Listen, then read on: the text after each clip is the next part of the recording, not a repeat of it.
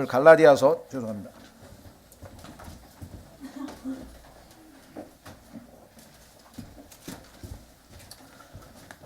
갈라디아서 1장. 갈라디아서 1장.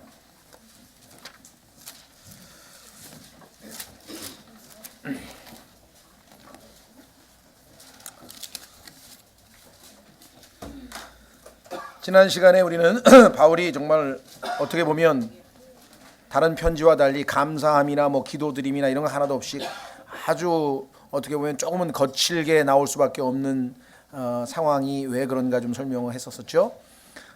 아주 바울은 유모처럼 형제자매들을 그렇게 아주 부드럽게 대하고 자기가 정말 오해를 당해도 더 사랑하고 하는 그런 정말 너무나 훌륭한 그리스도인인데, 하나님의 진리가 왜곡되거나 하나님의 복음을 누가 손을 댄다든가 여기에 대해서는 정말 단호하게 아주 거절할 뿐만 아니라 아주 우리가 볼 때는 그리스도인으로서 너무 과격하다 싶을 정도의 아주 결단력 있는 그런 표현들을 많이 쓰고 있습니다. 여기 보시면 6절서부터 다시 한번 봅니다. 그리스도의 은혜 안으로 너희를 부르신 분을 너희가 이렇게 속히 떠나 다른 복음으로 옮겨가는 것을 내가 이상히 여기노라. 그것은 또 다른 참 복음이 아니며 다만 너희를 어지럽히는 어떤 자들이 있어 그들이 그리스도의 복음을 왜곡시키려 하는도다. 복음을 왜곡시키는 사람, 하나님의 말씀을 부패시키는 사람, 아주 이런 사람들에 대해서는 바울은 절대로 용납을 안 합니다. 인간적으로 뭐 죄를 짓고 실수를 하고 잘못하고 이거는 정말 우리가 육신의 나약함이니까 같이 격려하고 도와서 다시 힘을 내게 해서 돕죠. 그렇죠. 인간이 짓는 죄는. 그러나 하나님의 말씀을 이렇게 왜곡하거나 복음을 왜곡해서 다른 사람들을 영원한 멸망으로 이끌어간다. 이건 정말 있을 수가 없는. 그래서 그러나 우리나 혹은 하늘로부터 온 천사라도 우리가 너희에게 선포한 복음 외에 다른 복음을 너희에게 선포하면 그는 저주를 받을지어다. 하나님의 저주를 선포했어요. 우리가 전에 말한 것 같이 내가 지금 다시 말하노니 만일 어떤 사람이 너희가 받아들인 복음 외에 다른 복음을 너희에게 선포하면 그는 저주를 받을지어다. 예수 그리스도를 믿음으로 은혜로 거저 주시는 구원을 선물로 받는다고 내가 가르쳤는데, 만약에 거기다가 무슨 우리가 끝까지 견뎌서 구원을 지켜내야 된다든가 뭐 이런 얘기를 갖다 덧붙였다, 그런 사람들은 얼마나 큰 하나님의 심판이 있는지 단호하게 이야기하고 있는 것을 봅니다. 이것은 예수 그리스도도 동일하셨습니다. 예수 그리스도도 성경에 보니까 요한복음 8장에 그 현장에서 간음하다 잡힌 여인도 예수님이 용서하셨고, 또 마리아라는 장녀도 용서하셨고, 모든 무슨 온갖 종류의 죄인들을 예수님은 그가 마음만 정말 진정으로 잘못을 인정하고 하면 다 용서하셨잖아요. 그런데 종교 지도자들, 자신들이 의로운 채 하는 자들은 예수 그리스도 앞에서 아주 여지없이 뭐라고 하신 줄 압니까? 이 위선자들아. 이게 쉬운 말입니까? 이 뱀들아, 이 독사의 세대들아, 이 회칠한 무덤아. 무덤 아시죠? 유대인들의 무덤, 거기에 지금 시체가 썩고 있잖아요. 근데 거기다가 회를 하얗게 발라놨어. 겉은 그럴싸한데 뭐 아주 뭐 젠틀맨이고 무슨 신사고 뭐 아니면 또 의로운 사람인 것 같은데, 하나님께서 그 속을 들여다보니까 아니다, 이거 시체가 썩고 있는 아주 그런 썩어 있는 이런 종교 지도자들에 대해서 여지없이, 침례인 요한도 마찬가지죠. 독사의 세대요. 그러니까 우리가 구분할 줄 아셔야 돼요. 정말 어떤 사람에 대해 어떤 경우에 우리가 단호하고 과격하리만큼 이 진리를 수호해야 되는 것과, 형제들이, 그리스도인 형제들이 잘못을 저지거나 죄에 대해서 우리가 그렇게 반응한다는 건 이건 있을 수가 없는 겁니다. 그때는 뭐예요? 그리스도께서 나를 대해 주듯이 나를 용서해 준 것처럼 용서하라 그랬잖아요. 그렇죠? 자, 구분할 줄 아셔야 됩니다. 어떻게 그리스도인이 이렇게 과격하냐? 당연히 과격해야 될 때가 있습니다. 진리에 관한 한 절대로 우리가 양보할 수 없는 것이죠. 자, 10절. 내가 지금 사람들을 설득하느냐 하나님을 설득하느냐? 이 해석이 반대로 하는 사람도 있더라고요. 어떤 게 맞는지 모르겠어요. 저도 지금도 잘 모르겠는데, 어떤 사람은 어떻게 해석했냐면, 우리가 하나님을 어떻게 설득하느냐, 하나님 말씀은 우리는 하나님을 설득의 대상으로 삼는 게 아니라 그냥 순종하고 믿는 거지. 그래서 하나님의 말씀으로 사람들을 설득해야 된다. 이렇게 해석하시는 분이 있고요. 들어보니까 맞는 것 같아. 그런데 또 반대로 우리가 사람들에게 가서 그 사람들 마음을 사로잡으려고 설득하려고 애를 쓰는 거, 이거 그건 잘못된 거다. 차라리 하나님 앞에 가서 기도하면서 하나님을 내가 올바르니까 날 도와달라고 설득하는 게 더 낫지. 또 이렇게 해석을 하더라고요. 두 개나 들어오면 둘 다 맞는 것 같아. 여러분 어떠십니까? 야, 그 참. 근데 지금 저도 모르겠어요. 가장 성경을 잘 안다고 하는 사람이 서로 반대로 딱 해석해 놓고 있으니까 이 책을 읽으면 이 사람 맞는 것 같고 이 책을 읽으면 이 사람 맞는 것 같고. 근데 이 문맥으로 봐서는 두 개가 같은 것 같아요. 그래서 두 번째 해석이 좀 맞는 것 같아요, 저는. 그러나 뭐 바라보는 각도에 따라서 다를 수도 있다고 생각합니다. 뒷부분은 쉽죠. 뭡니까? 혹은 사람들을 기쁘게 하려고 애쓰느냐? 아니죠. 사람들에게 비위 맞추려고 난 안 한다. 진리를 왜곡해 가면서까지. 그 얘기죠. 그게 여기서 이해가 돼. 내가 아직도 사람들을 기쁘게 한다면 결코 그리스도의 종이 아니니라. 1차적으로 하나님을 기쁘시게 하는 게 내 삶의 목표고, 그로 말미암아 다른 사람에게도 기쁨이 전달되면 좋지만, 내가 하나님을 기쁘시게 하는 그것이 다른 사람들에게 뭐 비유를 상한다든가 뭐 하여간 반발을 산다든가 상관없다 이거죠. 그렇죠? 근데 오늘날 특히 이 말씀의 사역자들 중에서 뭐 저를 포함해서 가장 그 위험스러운 게 뭐냐면요, 사람 눈치를 봐서 하나님보다는 우선 눈에 보이잖아요. 하나님은 안 보이시잖아요. 그러니까 눈에 보이는 사람에게 맞추다 보면 잘못하면은 하나님의 진리도 다 놓쳐버리는. 그래서 하나님의 말씀에서 지금 벗어나고 있는 게 그 전부 다 여기 지금 이 갈라디아서 1장 10절에 실천이 안 되기 때문에 생기는 겁니다. 명백하게 하나님 말씀에 어긋나는데도 불구하고 사람들이 요구하면 참 저 사람하고 나하고 관계가 깨지면 안 되지. 그냥 적당하게 덮어가지고 해줘 버린다 이거. 바울은 나는 그렇게는 못한다. 그렇게는 못한다. 그렇죠? 예. 자, 그런데 이제 한 가지 조심해야 될 게 있어요. 그것은 뭐냐면요, 성경에 보니까 때로는 그죠? 사람을 기쁘게 하라는 말이 자주 나오거든요.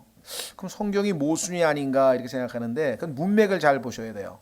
여기서는 지금 하나님의 말씀과 사람의 견해가 틀릴 때 내가 사람을 기쁘게 해서 하나님의 말씀을 왜곡시키지 않겠다 이런 자세고, 내 삶에 있어서 나로 인하여 다른 사람들이 고통을 당하거나 슬픔을 당하거나 나 때문에 실족하거나 이게 아니라 나 때문에 기쁨을 얻고 예수님을 더 잘 섬기고 믿음이 회복되고 내가 그런 간증을 세우겠다는 의미에서는 다른 사람을 기쁘게 하란 말이에요. 무슨 말이 이해가 되셨습니까? 자, 확인해 보겠습니다. 성경에 보면요, 고린도전서 9장 22절에 보면은 이거 잘못하면은 해석 잘못하면 아주 오해하기 쉬운 구절이 바로 이 구절이에요. 고린도전서 9장 22절.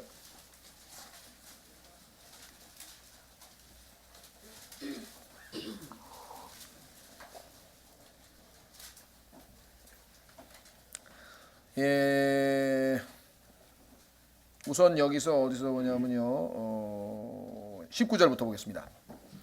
내가 모든 사람으로부터 자유하나 스스로 모든 사람에게 종이 된 것은 더 많은 사람을 얻고자 함이라.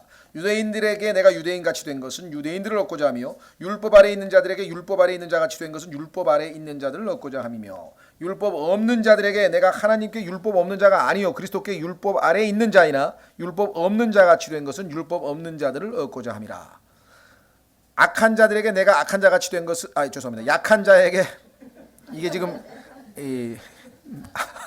안경이 신통치가 않아. 예, 약한 자들에게는 내가 약한 자같이 된 것은 약한 자들을 얻고자 하며, 내가 모든 사람에게 모든 것이 된 것은 어찌하든지 몇 사람이라도 구원하고자 함이라. 이 문맥이 하나님 대신에 사람을 기쁘시게 하기 위해서 사람 눈치 본다, 그거하고는 지금 전혀 상관이 없는 얘기잖아요. 그렇죠? 예. 그러니까 이것은 목적이 뭐냐면, 내가 다른 사람에게 그 사람이 예를 들면은 나는 예를 들면 김치찌개를 안 좋아하는데, 예를 들면 그 사람 김치찌개를 좋아해. 그러니까 점심 먹으러 같이 가자 그래 그 사람이. 그러면서 나는 설렁탕집으로 가고 싶은데 저 사람이 김치찌개를 먹으러 가자는 거야. 그러니까 이 사람에게 뭐예요? 내가 조금이라도 더 그러니까 기분을 좋게 하고 어떻게든지 내가 마음을 얻어서 언젠가 기회가 돼서 복음 전할 때 이 사람하고 마찰 없이 잘 되게 하기 위해서 예를 들면 그 내가 먹고 싶은 거 딱 포기하고 간다 이 말이에요. 이거는 지금 하나님에게 불순종하기 위해서 한 거하고는 아무 상관이 없는 거잖아요. 그렇죠? 이거 오해하시면 안 되고 그 다음에 로마서 15장 12절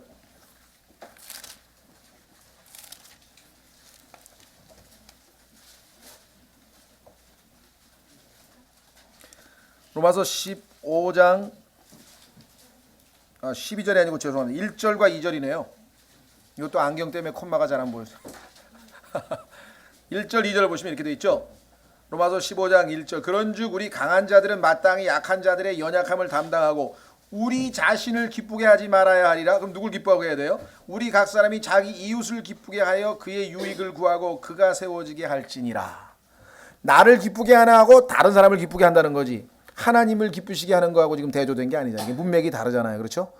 성경에서는 뭐 다른 사람을 기쁘게 하지 말랬다가 사람을 기쁘게 하랬다가 너 성경은 왜 그러냐 뭐 이런 사람들이 있어요. 그것은 항상 앞뒤 문맥을 안 봐서 그래요. 어떤 문맥에서 쓰였는지를 잘 보셔야 됩니다. 그렇죠? 예. 자, 그 다음에 또 있어요. 고린도전서 10장 33절. 이 구절은 아마 실천하기가 정말 뭐 인간의 힘으로는 거의 불가능한 거 아닌가 싶은데요. 고린도전서 10장 33절 보시면은요. 하나님이 역사하시면 이런 일이 가능하다는 거예요. 고린도전서 10장 33절. 보십시오. 곧 많은 사람이 구원을 받도록 내가 내 자신의 유익을 구하지 아니하고 그들의 유익을 구하면서 모든 일에서 모든 사람을 기쁘게 하는 것 같이 하라. 모든 일에서 모든 사람을 다 기분 좋게 할 수 있는 거, 기쁘게 할 수 있는 거 이거 웬만한 비유 좋은 사람 아니면 힘들어요. 이거. 그렇잖아요. 사람이 뭐 별의별 사람이 다 있잖아요. 근데 그 사람들 근데 성령님께서 충만하면 이게 가능하다는 거예요. 바울같이 다혈질이고 고집이 세고 주장이 강한 사람도 성령이 역사하시니까 이와 같이 해서 사람들을 얻어서 주님께로 인도했다는 거예요. 그렇죠? 자, 그래서 이 갈라디아서 1장 10절과 결코 이런 구절들은 모순되는 것이 아니라고 하는 것이죠. 여러분들 저는 뭐 음악에 대해서 그 뭐라 하나요? 문외한이라 그러나요?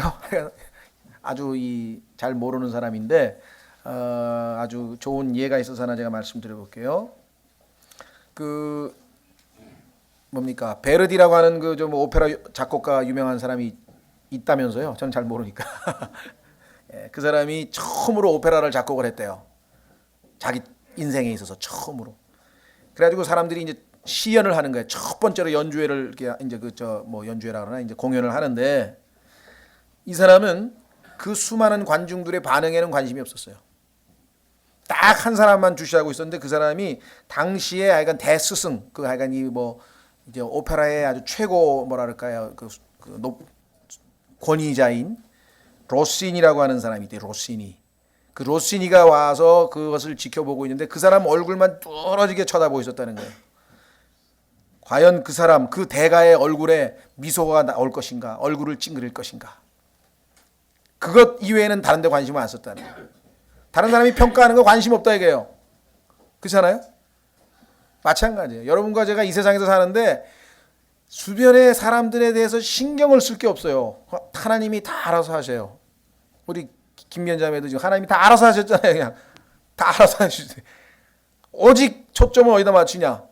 믿음의 아까 나왔죠. 창시자요 완성자이신 예수를 바라보자. 그분의 얼굴이 미소가 들었느냐? 나 때문에 나를 바라보시고 기분이 좋으셔서 흠양을 하시고 얼굴이 환해지시고 미소를 짓느냐? 아니면 내가 하는 행동 때문에 찡그리시는 상이 되시냐? 이것만 관심 가지면 되는 거예요. 그렇지 않습니까?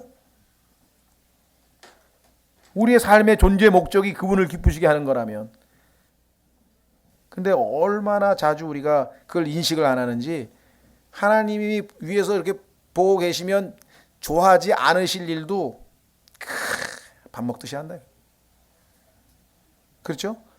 근데 영적으로 점점 우리가 그 어린아이일수록요 자기 중심적이고 주관적이에요. 자기밖에 안 보여요. 모든 걸 자기 판단으로 해요. 근데 점점 성숙된다고 하는 것은 뭐냐면 사물을 객관적으로 볼 수 있다는 얘기거든요. 근데 객관적인 건 뭐냐, 하나님이 바라보는 각도의 그리스도인에게는, 그러니까 하나님이 바라보시는 시각에서 볼 때 나는 이게 뭐 별로 그냥 뭐 해도 되고 뭐 괜찮은 거 가서 그냥 할 것 같지만 하나님은 어떠실까, 하나님 관점에서는 어떠실까 했을 때 하나님의 취향에 안 맞으면 나에게 괜찮은 것 같더라도 포기할 줄 아는 거, 이게 이제 점점 예수 그리스도를 닮아가는 그런. 여러분들, 제가 가끔 가다가 말씀드린 것 중에 제가 뭐 존경도 하고 그분이 한 거 다 옳다고 한 거 아니에요. 제가 잘못된 것도 꽤 있어요. 근데 약간 존경하는 측면도 있는데 그분이 그런 얘기를 하나님께 기도를 했는데 그 기도 내용이 뭔지 아십니까? 나이 70이 다 되신 분이신데 지금은 뭐 돌아가셨지만요. 그 당시에 하나님께 그렇게 기도했대요. 하나님, 제가 초코파이를 하나 더 먹어도 될까요? 안 될까요? 자기 생각에는 초코파이를 굉장히 좋아하는데 딱 먹는 순간에 내적으로 성령님께서 그게 성령의 열매인 절제에 어긋난다는 게 지금 이게. 그러니까 이거는 충분히 먹었는데 더 먹고 싶다는 게 욕심이라는 걸 이제 양심에 뭔가 느낌이 온 거예요.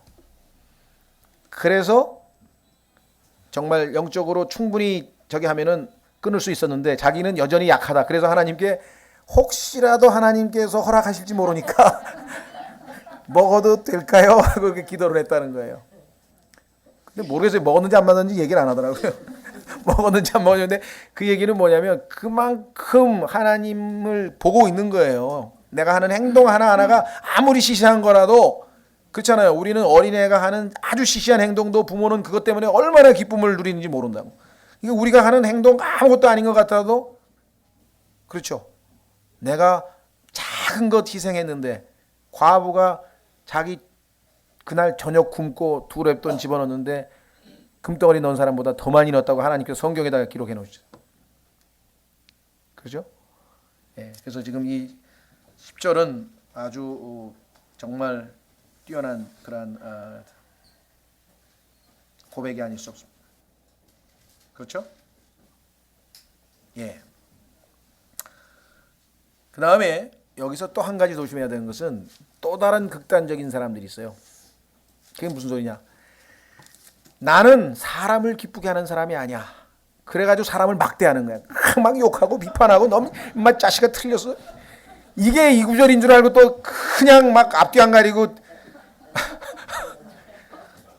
그래서요, 하나님의 말씀은요 정말 잘못하면은 그 말씀에 걸려서 넘어진다네. 베드로전서에 보니까 이 말씀에 걸려 넘어져가지고 그냥 막 행동을 하면서 그게 이 구절이 되는 거야. 보라 이게야. 하나님이 언제 사람을 기쁘게 하라 그랬냐는 거야. 부모한테도 아버지 그럼 되겠어. 막 그게 지금 하나님 기쁘게 하는 거하고 무슨 상관이 있어요, 그거? 그렇죠? 조심하십시오. 실제로 그런 사람을 내가 봐서 이 구절 들이대면서 막 행동하는 사람 봤다니까. 하나님의 말씀을 자기의 행동을 정당화시키는 무슨 도구로 활용하는 사람이 있어요. 하나님 말씀 밑에 들어가서 순종을 해야 되는데 편리한 대로 갖다 써. 그냥 아무데나 성경 갖다가 붙이면 다 맞아. 여러분들 실제로 성경에 보면요, 성경에서 무슨 말이든지 갖다 붙일 수 있어요.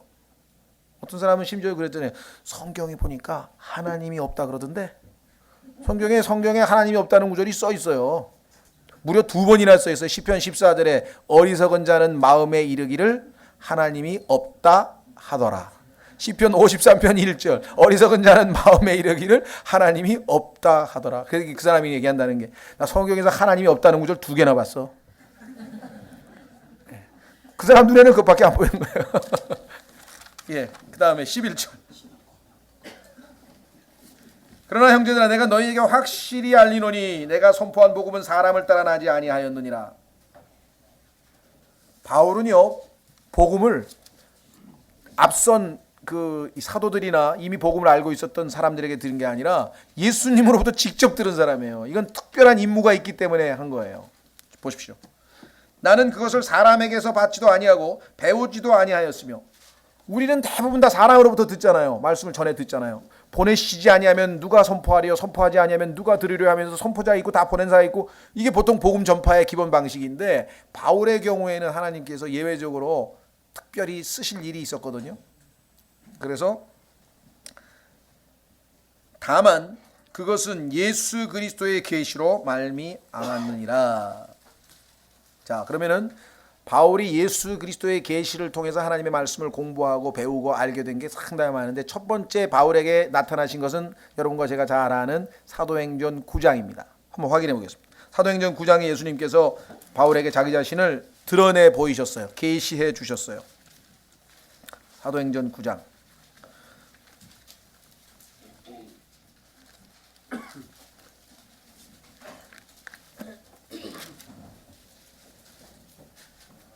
사도행전 9장 1절. 참 이 구절을 읽으면요, 정말 여러분들, 혹시 여러분들 가운데 여러분을 뭐 괴롭히는 사람이라든가 여러분들이 뭐 이런저런 이름으로 어려운 처지에 있으니 걱정하실 게 하나도 없어요. 걱정할 게 하나도 없다.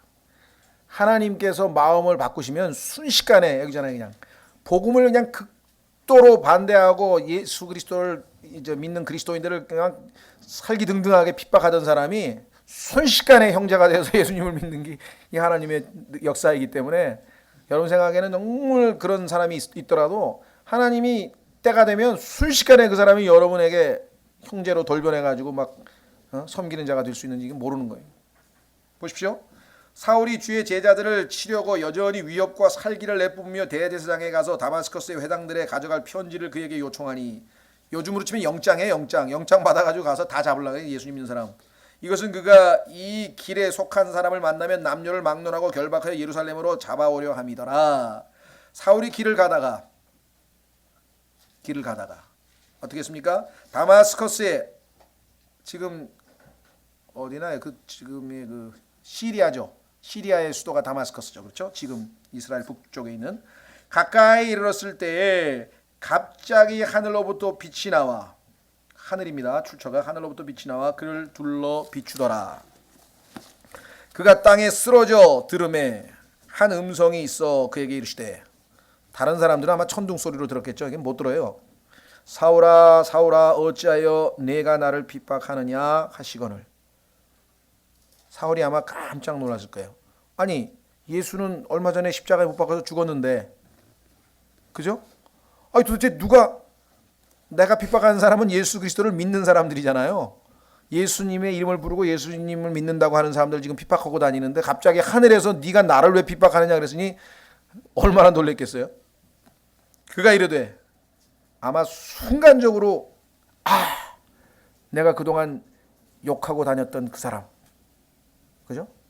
예수가 무슨 하나님이냐 말이야, 하면서 그냥 막 유대교 교리에 따르면은 당연히 인간이 하나님이라 그랬으니까 십자가에 처형 받아서 죽어야지 하면서 막 지금 신성 모독죄를 저지른 사람이라고 막 외치고 돌아다녔을 거 아니겠어요? 살기가 등등하게.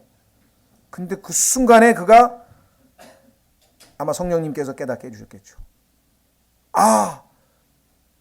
사울의 눈 위에 영적으로 가려졌던 그 이 휘장이, 베일이 순식간에 벗겨지면서 이사야서 53장 평생 몇 번이나 읽었겠어요. 밥 먹고 성경만 읽는 일을 하는 게 바리새인 이 사람인데, 성경 연구가인데, 그분이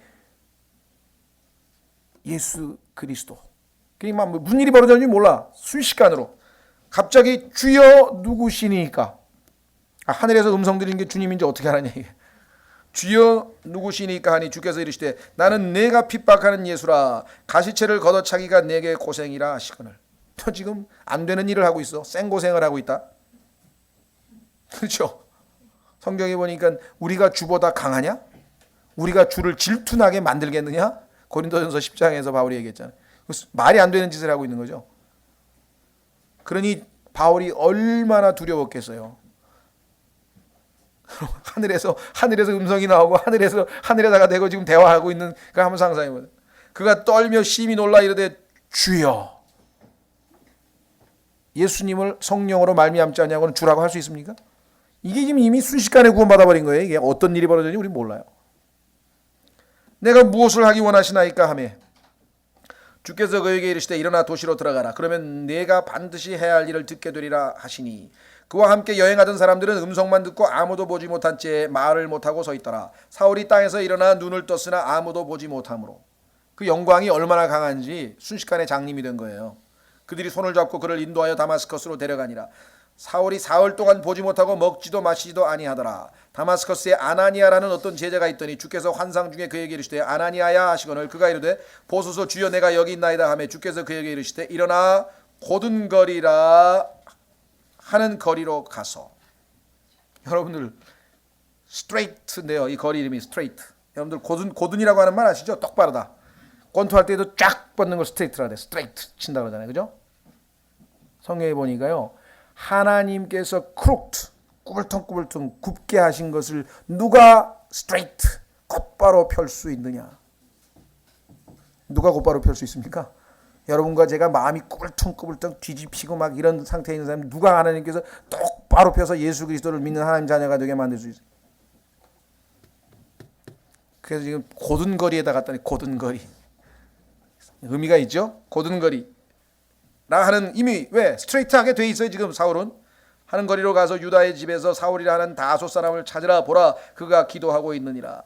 그가 환상 중에 아나니아라는 사람이 들어와 자기에게 안수하여 시력을 받게 하는 것을 보았느니라 하시거늘 이에 아나니아가 응답하되 주여 이 사람에 대하여 내가 많은 사람에게 들은즉 그가 예루살렘에서 주의 성도들에게 많은 악을 행하였다 하더니 이 사람이 보통 못된 사람이 아니라고 들었는데요. 여기서도 그가 주의 이름을 부르는 모든 사람을 결박한 권한을 수제사장들에게서 받았나이다 하매 주께서 그에게 이르시되 네 길로 가라. 그는 이방인들과 여기 나오잖아요. 이방인들의 사도로 삼으시기 위해서 바울을 특별히 선택하신 것이요. 왕들과 그 다음에 이스라엘 자손 앞에 이거 조심하십시오. 전적으로 바울이 이방인 사용만 한 건 아니에요. 예루살렘에 가서 이스라엘 백성들 앞에서 사도행전 22장에 보면 여러 번 간증을 하죠. 이스라엘 자손 앞에 내 이름을 가져가기 위하여 내가 택한 그릇이니라. 그가 내 이름으로 인하여 얼마나 큰 일들로 반드시 고난을 겪어야 하는지 내가 그에게 보이리라 하시니. 그럼 어떠세요? 아니 갓 구원받은 사람인데 하나님이 얼마나 큰 축복을 주실까 이 얘기가 아니고 얼마나 큰 고난을 당할지 보여주겠다. 그 다음 아나니아가 자기 길로 가서 그 집에 들어가 사울에게 안수하며 이르되 형제 사울아 주 곧 내가 올 때 길에서 내게 나타나신 예수님께서 이 나타나신 것이 계시하네요. 나를 보내사 내가 시력을 받게 하시고 성령님으로 충만하게 하셨느니라 하매 여기 문맥으로 봐서는요. 예수님 만나는 그 당시에 주여 하는 순간에 이미 구원을 받은 거예요. 여기는 지금 사역으로 일꾼으로 삼기 위해서 지금 성령 충만을 허락하시는 거거든요. 즉시 사울의 눈에서 비늘 같은 것이 떨어져 그가 곧 시력을 받으니라. 그가 일어나 침례를 받고 음식을 먹음에 강건해지니라. 그 뒤 사울이 다마스코에 있던 제자들과 며칠을 지내며 즉시로 회당들에서 그리스도를 선포하되. 벌써 복음 전하는 거예요. 왜 그랬을까요? 창세기부터 말라키까지 사도 바울은 아주 달통한 사람이거든요. 근데 그게 가리워져 있었어. 베일로. 그런데 주의 영으로 그게 딱 벗겨지기 시작하니까 그냥 확 들어온 거예요. 그렇죠? 그러니까 하나님의 말씀이 그냥 쫙 이게 예수 그리스도셨구나. 시편 22편 이게 예수 그리스도셨구나. 창세기 3장 15절 가죽옷 이게 예수 그리스도셨구나. 이게 예수 그리스도셨구나. 다 한 거예요. 즉시로 회당들에서 그리스도를 선포하되 그분이 하나님의 아들이심을 선포하거늘 그의 말을 들은 자들이 다 놀라 이르되 이 사람은 예루살렘에서 이 이름을 부르는 자들을 멸하던 자가 아니냐. 그가 여기 온 것도 그들을 결박하여 수제사장들에게 끌어가고자 함이 아니냐 하더라. 그러나 사울은 점점 더 힘을 얻어 이분이 바로 그리스도임을 입증하며 다마스커스에 거하는 유대인들을 당황하게 하니라. 다른 사람은 쓸 수 없고 하나님께서 바울을 쓰실 수밖에 없는 것은요. 바울은 잘못된 열심이기는 하지만 성경을 그냥 암송하다시피 달통한 사람이라고. 그렇죠. 여러분들이 세상 일에도 뭔가 집념을 가지고 열심히 하는 사람을 하나님이 끌어다가 쓰지 슬슬 유람이나 하고 그냥 설설 사는 사람은 쓸 수 없어. 하나님께서 그 기질은 안 바뀌는 거거든요. 그래서 대부분 하나님이 쓰시는 사람들 보면요. 아주 그냥 뭐라 그럴까 자기 주장도 강하고 다혈질이고 막 열심을 해요. 그냥 막 아주 다이내믹한 사람들이 주로 하나님 많이 쓰셔요. 꼭 그렇다고 그런 것만은 아니지만 저같이 게으른 사람도 시절이 하도 하수상하면 쓰실 수도 있지만 정말 저는 예외적으로 저는 그 정도는 아니에요. 저는 군대에서 한 가지 칭찬을 받았어요. 성실하다고. 제가 청소는 무지하게 열심히 했거든요. 안 맞으려고. 군대에서 약간 이 고참들이 신경질 내고 막 성질 내고 펜 때 보면 거의 대부분이 그 정리정돈이 잘 안 되면 그래요. 그러니까 다 안 맞으려면 누군가 해야 되는데 아무도 안 해. 그럼 내가 이제 하는 거예요. 그래서 항상 성실하다고 칭찬을 받아. 그 이외에는 칭찬 받아본 적이 없는데 무슨 뭐 어쨌거나 그러니까 하나님께서 이 사울의 기질을 썼는데, 자 23절 여러 날이 지나서 성경에 보면요 이 여러 날이 3년 또는 3년 6개월을 얘기합니다. 구약에 보면 나와요. 여러 날이란 표현이. 자 그것이 갈라디아서에 나와요. 아 여기 3년이란 얘기가 그래서 나오는구나. 그러니까 성경에서 여러 날이란 말을 사용하는 이것을 쭉 성경을 찾아보니까 아 이게 3년 정도를 얘기하는데 갈라디아서에 보면 아 그 얘기 나왔구나 그랬죠. 그래서 확인해 보겠습니다. 갈라디아서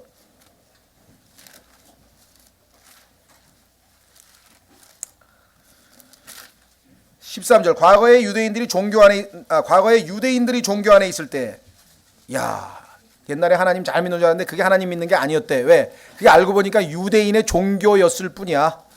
그래서 자기의 과거에 유대인들의 종교 안에 있을 때 행한 나의 행실에 관하여 너희가 들었거니와. 지금 읽었잖아요. 막 살기 등등해서 지금 잡으러 댕기고 내가 하나님의 교회를 극도로 핍박하여, 극도로예요. 장난이 아니지, 그렇죠? 극도로 핍박하여 피폐하게 하였고 내 조상들의 전통에 대해 심히, 이것도 그냥 열심도 아니죠, 심히 열심을 내어 내 민족 가운데서 나와 동등한 많은 사람들보다 유대인들의 종교에서 더 득을 보았느니라. 내 과거를 너희가 잘 알고 있지 않느냐 이거야. 그러면 내가 이렇게 바뀌었으면 이건 하나님이 나를 택하신 거지. 내가 뭐 똑똑해가지고 어떻게 사람이 하루아침에 이렇게 뒤바뀔 수가 있겠느냐. 보십시오. 그러나 내 어머니의 태에서부터 나를 구별하시고 자신의 은혜로 나를 부르신 하나님께서 자신의 아들을 내 안에 계시하사. 자 아까 예수님을 계시해 주셨죠. 하나님께서. 그렇죠. 내가 그분을 이교도들 가운데 선포하기를 기뻐하실 때, 벌써 선포했었죠. 아까 이방인들의 도구로 쓰신다, 그릇으로 쓰신다 그랬잖아요. 주님이 내가 즉시 혈육과 의논하지 아니하였고, 그 다음 예루살렘으로 나보다 먼저 사도가 된 자들에게로 올라가지도 아니하였으며. 그래서 자기의 복음은 주님으로 또 직접 들은 거지 누구에게 배운 게, 사람에게 배운 게 아니라고 했죠. 오직 아라비아로 들어갔다가, 자 예루살렘이 아니고 아라비아, 뭡니까? 유대적인 게 아니고 뭐 이방인의 일꾼으로 쓰신다는 게 여기서도 뭐예요? 예루살렘에 있는 어디 가가지고 뭐 기도굴에 가서 3년 동안 예수님으로부터 성경 공부한 게 아니라 아라비아로 보낸다. 아라비아 갔다가 다시 다마스커스로 돌아갔도다. 그 뒤 3년이 지나서 내가 베드로를 만나려고 예루살렘에 올라가 그와 함께 15일을 지냈으나. 그러니까 구원받은 지 적어도 3년이 지난 후에, 이미 하나님의 일을 많이 한 후에 처음으로 이제 사도를 만나러 간 거예요. 19절 주의 형제 야고보 외에는 다른 사도들은 보지 아니하였노라. 그러니까 베드로하고 야고보, 예수님의 형제. 왜 그랬을까요? 하나님께서 바울에게 더욱더 확신을 주시고 이제 쓰시려면 어떻게 돼요? 예수 그리스도의 수제자 중에서 예수님의 3년 반 동안 일거수일투족을 탁 알고, 예수님은 무슨 음식을 좋아하시고, 예수님은 예를 들면 하루에 물은 몇 잔을 잡수시고, 이거 다 알 거 아니에요, 베드로가. 그러니까 그냥 예수님에 대해서 자세한 정보를 이 베드로하고 그냥 15일 동안 다 들은 거야. 예수님이 어떻게 하셨고, 예수님이 화를 내실 때 모습은 별별 걸 다 물어봤을 거 아니에요, 그렇죠? 거기다가 주의 형제입니다. 로마 가톨릭 교회는 이거를 사촌이라 그랬는데, 사촌이 될 수 없는 게 한 구절만 찾아보겠습니다. 사촌으로 다 고쳤어요. 형제를, 성경을 뜯어 고쳤어요. 마리아가 그 다음에 아기 안 낳았다고 그 마리아의 그 뭐 영원한 그 무슨 그걸 주장하기 위해 가지고 perpetual virginity라 그러죠. 예, 영원한. 마리아는 예수님 낳은 다음에 요셉하고 정상적으로 부부 생활 안 하고 아기도 안 낳고 그냥 영원히 그냥 처녀로 있었다. 그게 지금 로마 가톨릭 교리인데, 그래서 형제라고 나오니까 이걸 전부 또 사촌으로 고쳤어요. 아니죠. 한번 확인해 보겠습니다. 시편 69편. 눈 가리고 아웅하는 거죠. 시편 69편.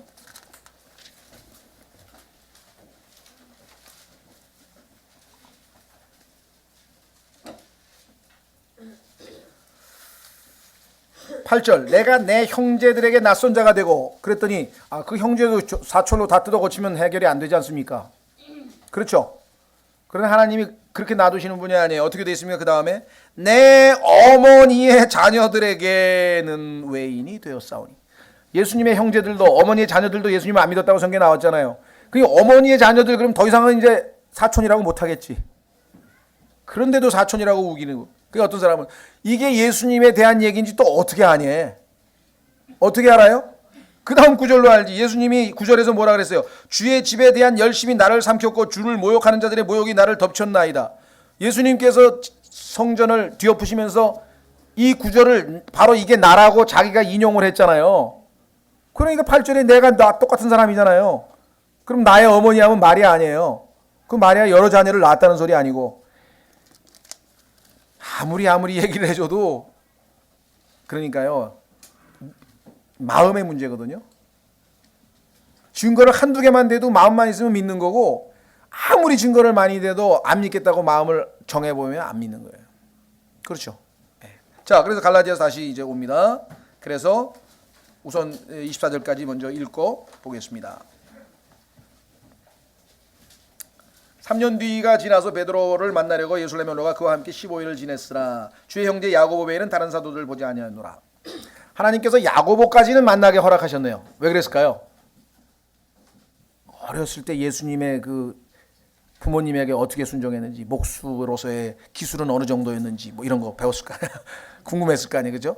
그래서 예수님의 일거수일투족 공생애를 잘 알고 있는 베드로를 붙여주시고 그 다음에 예수님의 사생활 어렸을 때부터 지냈던 그 형제를 만나게 하셔가지고 아마 보름 동안 예수님에 관한 정보는 다 들었을 거예요. 그러니까 막 바울은 막 예수님에 대해서 막 아주 그냥 이잡듯이 앓고 싶어 할 거 아니에요. 그죠? 얼마나 철저한 사람, 이 사람, 이 바울은 철저하게 막 하나도 안 뺑겨놓은, 아마 모르겠어요. 노트 필기까지 했는지 모르겠는데 싹 알았을 거예요. 그리고 막 예수님에 대해서 더 막 이 흠모하는 마음이 생기고 그렇게 했겠죠. 자, 그래서 계속 보십시오. 20절 보라 이제 내가 너희에게 쓰는 것들은 하나님 앞에서 거짓말이 아니로다. 확실하다. 그 뒤에 내가 사마리아와 시리아. 그 뒤에 내가 시리아와 길리기아 지방에 들어갔으나 그리스도 안에 있던 유대의 교회들이 나를 얼굴로 알지 못하고 만난 사람이 베드로하고 야고보밖에 안 만나서 다른 사람들은 바울의 얼굴을 못 본 사람이 유대 교회들이 많아요. 사람들 중에. 다만 과거에 우리를 핍박하던 자가 한때 자기가 멸하던 그 믿음을 지금 선포한다는 것을 듣고, 이게 간증이에요. 여러분들도 간증하면 돼요. 한때 저는 이렇게 살았었는데 지금은 이렇게 살고 있습니다. 복잡한 거 있습니까? 간증이? 한때 과거에 이러이러했던 제가 자였는데 예수 그리스도를 믿고 지금은 이런 믿음으로 살고 있습니다. 이게 간증이죠. 바울에게 있어서는 제일 큰 간증은 뭐냐면 핍박하고 없애버리려고 하던 그 믿음을 지금은 막 더 퍼치고 있다는 거예요. 24절 나로 인하여 하나님께 영광을 돌렸느니라. 우선 앞부분에 조금 보완 설명하기 전에 24절이 굉장히 중요한 구절인데요. 이게 사람들은 바울이 행한 일들을 보고 바울을 칭찬하거나 바울을 드높이지 않았습니다.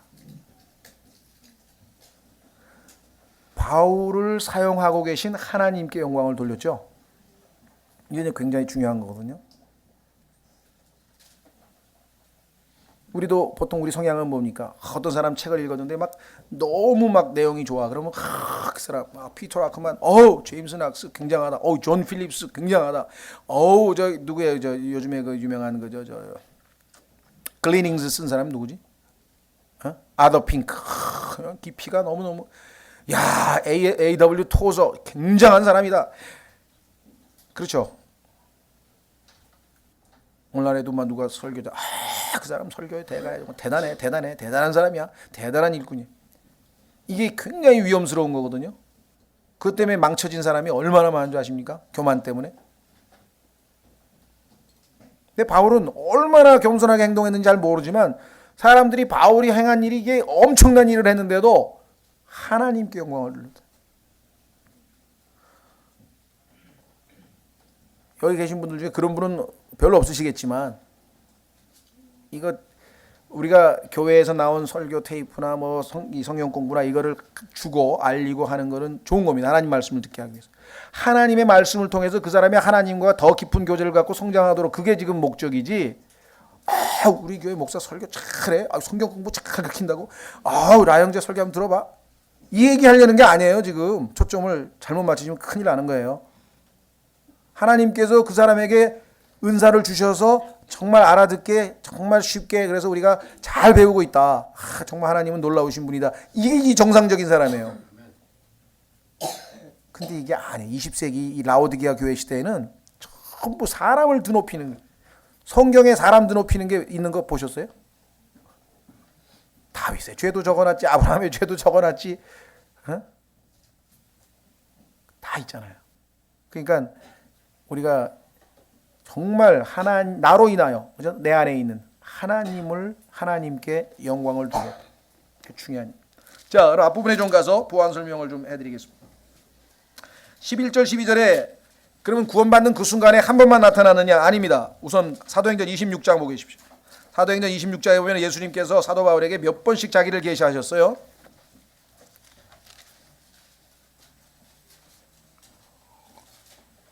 16절. 사도행전 26장 16절에 보시면은요. 바울이 예수님을 만났던 그 짧은 시간에 주여 누시니까 내가 무엇을 하기를 원하십니까? 했던 그런 고백이 있었지만 그때 예수님이 하신 말씀이 더 있었네요. 여기 보완이 되어 있습니다. 보세요. 자, 15절. 내가 이르되 주여 누구시니까 하매 그분께서 이르시되 나는 내가 핍박하는 예수라. 오직 너는 일어나 네 발로 서라. 내가 네게 나타난 것은 이 목적을 성취하기 위함이니 곧 내가 본 이 일들과 또 앞으로 내가 네게 나타낼 그 일들에 대하여 너를 사역자와 증인으로 삼기 위함이라. 앞으로도 내가 너에게 나타낼 일들이 많이 있다는 것이죠. 아까 사도행전 9장에는 기록되어 있지 않은 내용이 거기서는 짧게 얘기하고 여기서 다시 또, 자, 그 다음에 에베소서 3장으로 가겠습니다. 에베소서 3장에 가면은 하나님께서 당시까지 아무에게도 알려주지 아니한, 계시하지 아니한 것들을 바울에게만 계시하신 내용이 있어요. 아마 이것은 아라비아에 있을 때 하나님께서 계시하시지 않았는가 이렇게 추정을 해봅니다. 왜냐하면은 에베소서에는 예수 그리스도의 몸된 교회, 오늘날 이 교회에 대해서 지금 우리가 여러 가지 지금 교회론이 있는데 성경에 보면요, 분명하게 The Church of God, 하나님의 교회, 이것은 온 우주적인 예수님의 몸된 교회를 얘기할 때는 항상 단수로 나와요.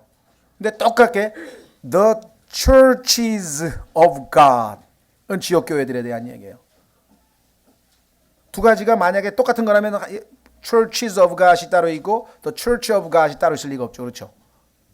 그렇죠? 예.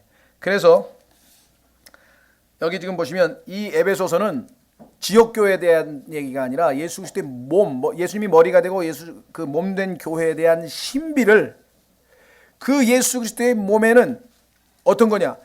결코 결합될 수 없는 두 종류의 인종들이 결합됐는데 하나는 뭐냐?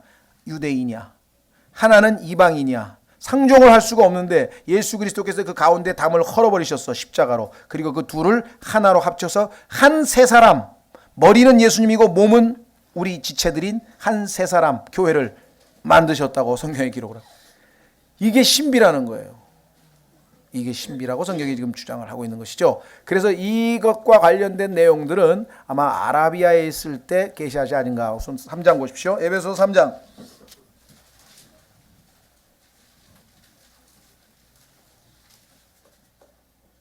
3절.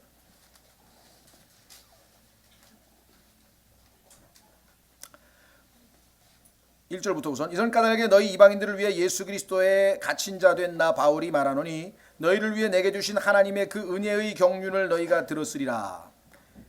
곧 계시로 그분께서 내게 그 신비를 알리셨나니 그것은 내가 전에 몇 마디 적은 것과 같으니라. 그것으로 말미암아 너희가 읽을 때 그리스도의 신비에 대하여 내가 알고 있는 바를 깨닫게 되리라.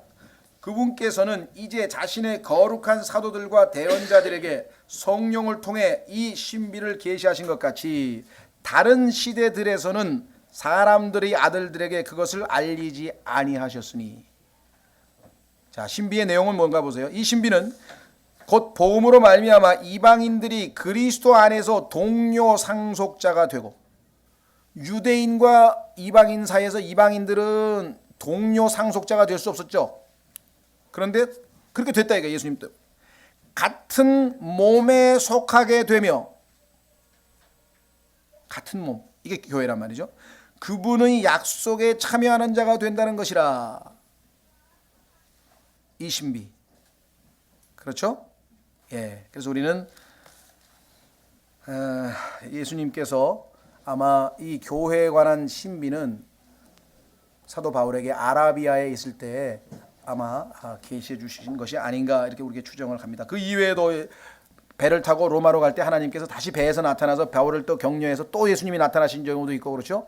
또 기록되지 않은 것도 있을 거고, 또 아라비아에 있을 때 그랬는지 어쨌는지 모르지만 하늘에, 셋째 하늘에 올라가 가지고 하늘에서 말할 수 없는 것을 목격하고 것에 대한 언급도 하고, 그러니까 계시를 통해서 하나님으로부터 직접 모든 것을 배운 사람이 바울이에요.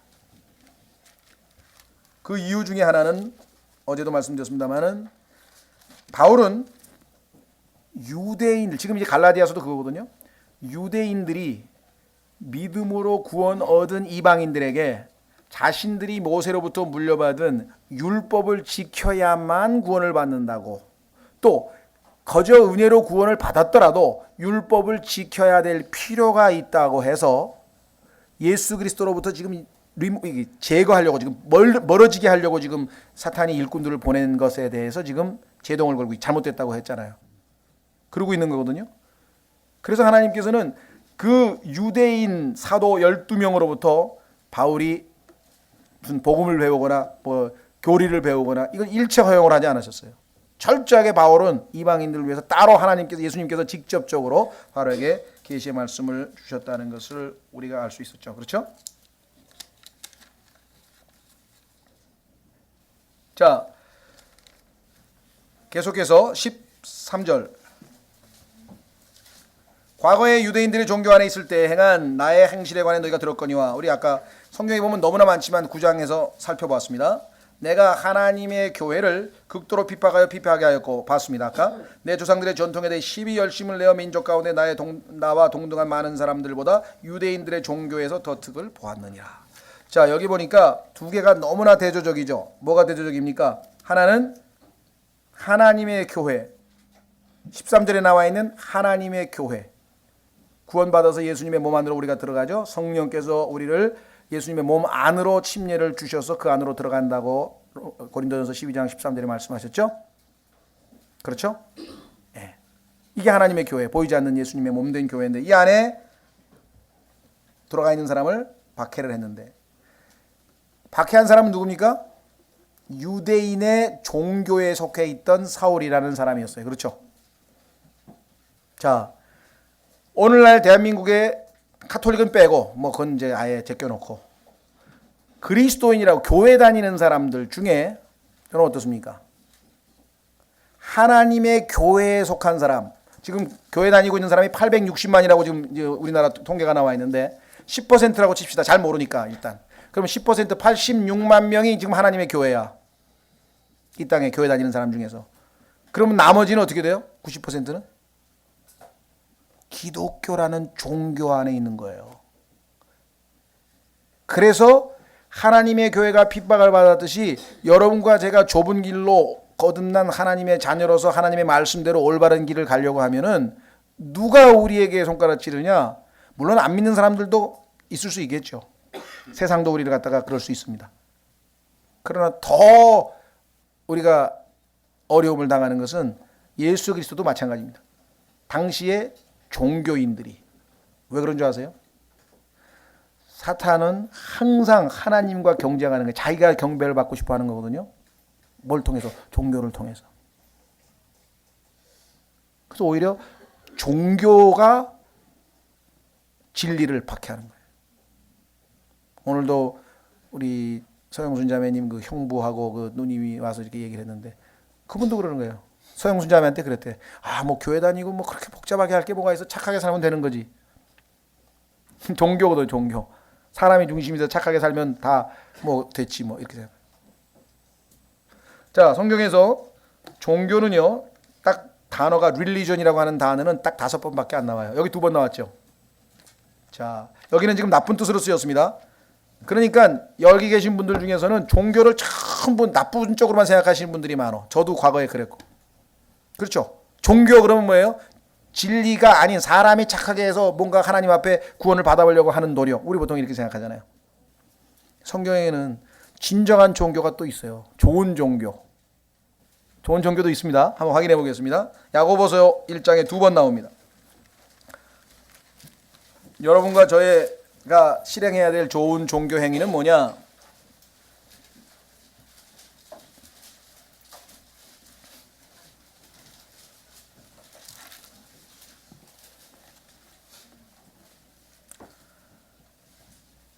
야고보서 2장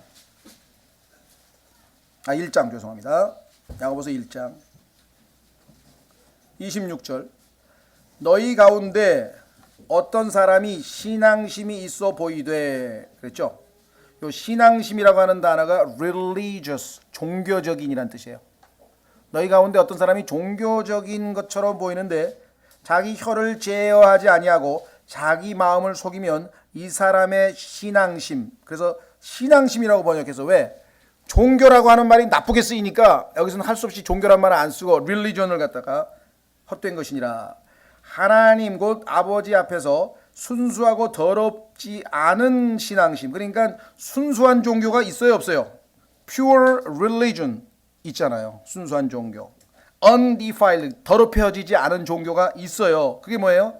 이것이니 곧 고난 중에 있는 아버지 없는 자들과 과부들을 돌아보고 세상에서부터 자기를 지켜 더럽혀지지 아니하게 하는 것이니라. 구원받은 그리스도인들이 실행해야 될 참된 종교, 순수한 종교, 더럽혀지지 않은 종교는 뭐냐? 여기 나와 있는 것처럼 고난 중에 있는 아버지 없는 자들과 과부를 돌아보는 것이다. 왜? 성경의 구약 성경에 하나님께서 제일 늘 관심에 두고 있었던 사람들이 뭐냐면 아버지 없는 사람하고요. 여기 나와 있는 것처럼 과부예요. 남편 없는 사람. 보호자가 없잖아, 보호자가. 그래서 하나님께서 보호자가 돼주시기로 한 거예요. 그래서 추수할 때도 이 두 사람들, 이런 사람들 먹게 하기 위해서 땅에다가 이삭 줍게 하라고 많이 떨어뜨리라 그러고, 포도를 딸 때도 일부러 탁 세게 따가지고 많이 떨어뜨리라 그래요. 왜? 이 사람들 와서 내가 먹일라 그러니까. 여러분들 하나님 그런 하나님이신지 아셨어요? 얼마나 자세하고 정말 우리가 볼 때 지나칠 만한 것들을 다 염두에 두신. 우리도 그죠? 이런 두 부류의 즉 보호자가 없는 이분들에 대한 특별한 배려를 우리가 해야 되는 것이고, 두 번째는 참된 순수한 종교는 뭐냐? 세상으로부터 자기를 지켜 더럽혀지지 아니하는 것. 이 두 가지. 그러니까 종교가 다 나쁜 게 아닙니다. Pure religion, 순수한 종교는 좋은 거예요. 그렇죠? 그러나 그게 아니라 유대인들의 종교, 다시 말하면 기독교라고 하는 종교, 뭐 예를 들면 주일 성수하고 그다음에 그다음 뭡니까 11조하고 철야기도 하고 헌금하고 뭐 하고 봉사하고, 하나님 나 이렇게 많이 했으니까 하늘나라 데려갈 거죠? 이런 거 이게 가짜 종교래요. 자, 그래서 다시 유대 종교란 말, 그다음에 여기 한 가지 또 짚고 넘어갈 단어는 뭐냐면 행실이라고 하는 단어인데요. 이 행실이라고 하는 단어는 영어로 conversation이에요. 그래서 성경에서 오늘날은 하도 회화, 영어 회화 그러면 영어 conversation이 회화만 생각하는데, 원래 성경에서 쓰인 말은 언행이라는 뜻이에요. 말뿐만 아니라 행동까지 포함해서, 그래서 행실로 번역이 많이 됩니다. 여러분들, 우리의 시민권은 하늘에 있다고 보통 개역 성경에 번역도 있죠. 시민권이란 말 성경에 있는 게 아니라 그게 conversation. 우리의 행실은, 그러니까 우리의 시민권이란 우리의 행실은 하늘에 속해 있는 행실이다 보니까, 그렇죠? 소속이 하늘나라 소속이다. 그래서 의역을 해가지고 그걸 시민권이라고 번역을 했는데, 실제 성경에 나온 단어는 뭐냐면 여러분과 저의 삶의 방식, 언행 이런 것이 땅에 속한 게 아니라 하늘로부터 내려온 거예요. 하늘로부터 내려온. 자, 다시 내려옵니다. 우리는 14절까지 봤죠? 그렇죠? 14절. 예, 15절서부터 하나만 살펴보고 마치겠습니다. 우선 15절. 그러나 내 어머니의 태로부터 나를 구별하시고 자신의 은혜로 나를 부르신 하나님께서 자신의 아들을 내 안에 계시하사 내가 그분을 이교도들 가운데 선포하기를 기뻐하실 때에 내가 즉시 혈육과 의논하지 아니하였고. 자, 여기 보시면은요, 여러분과 제가 예수 그리스도를 믿는 순간에 예수 그리스도께서 우리 안에 말씀의 씨앗으로 들어와서 잉태되는 거죠. 그렇죠? 그렇죠. 그래서 이 생명이 아까 얘기한 것처럼 점점 자라나잖아요. 그렇죠? 이것은 엄마 뱃속에서 어린아이가 잉태해서 자라는 것에 대한 예표입니다. 무슨 소리냐? 시편 139편에 보시면 하나님께서 우리 안에, 한번 확인해 보겠습니다. 시편 139편. 시편 139편. 하나님께서 우리를 얼마나 놀랍게 두렵게 지으셨는지에 대한 이야기가 나오죠. 영적으로도 동일하게 적용이 됩니다. 시편 139편.